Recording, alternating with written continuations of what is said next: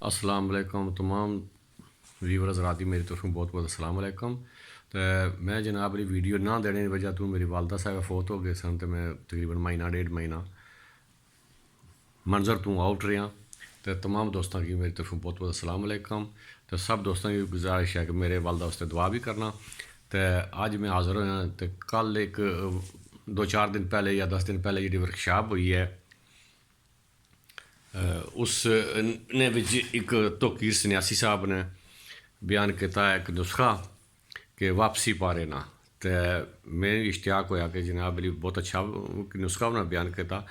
तो मेरे को एक छोटा जहा नुस्खा ऐसी मैं बूटी जी है वो भी लाई छोड़ी है, जिसी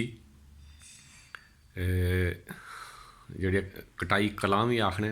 तो उसने पत्तियां ने ऊपर भी कंडे होने, नीचे भी होने, बड़ी अक्सीरी बूटी है। तो इस ना तकरीबन 3 भा नुकदा लै लेना। 3 भा नुकदे की जनाब ली चंगा बारीक मोइन करना है। मोइन करके तो उसने बिच मुसफ़ा पारा लेना, 1 तोला जड़ा अच्छा मुसफ़ा पारा हुआ वो 1 तोला लैके उसने बिच रख के तो मजबूत गुलेकमत करके फिट कूजे बिच रखना कि बिच गुंजाइश ना रहे। तो उसने जड़ा ना बंद करके तो उसी 10 किलो की अग दे देनी है। पारा कड्डोगे तो कायम नार लरजा होएगा। वो जड़ा ना जिसमें वापसी पारा कहते वो तांबे के उत्ते पा के तो चरख दोगे ना, तांबे च गुजर जाएगा तो कठियाली नीचे बैठा रहेगा। वापस कट लो इसनों। बहुत आला किस्म की अक्सीर है। जिस बंदे शक हो वो इसने तजर्बा करे। कटाई कलां कंडे वाली जी है, एक कटाई कलां आम जी होनी है जिसने पत्तियां कंडे नहीं होने, वो नहीं जिदे पत्तियां के उत्ते कंडे नीचे उपर कंडे आउन, ये अक्सीरी है।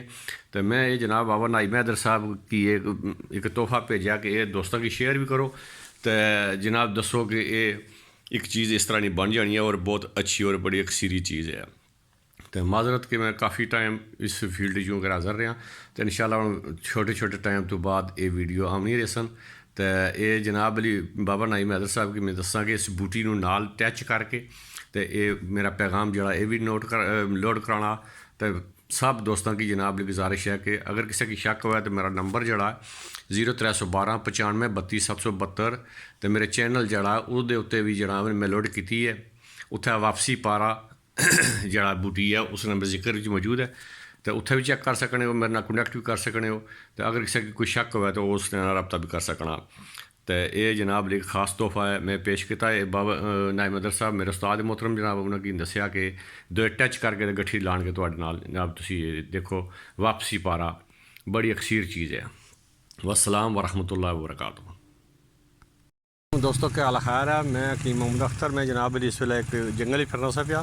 तो यह एक बूटी लभी है जिसने पत्तियां पर कंडे और यह कटाई इसी कटाई कलां आखने, यानी ये बड़ी अक्सीरी बूटी है। एक कटाई कलां है जी बगैर कंडिया तो है, तो जिसने पत्तियां पर कंडे न एक कटाई कलां। ये कटाई कलां तो इसने फवायद कई गुना ज़्यादा न। कटाई कलां नहीं तुम हिस्ट्री सारी पढ़ो तो उस तो बाद इस लाओगे इसी डबल नाल ज़रब देगी, इस तरह अच्छी चीज़ है। ये खास एक बूटा है कटाई कलां।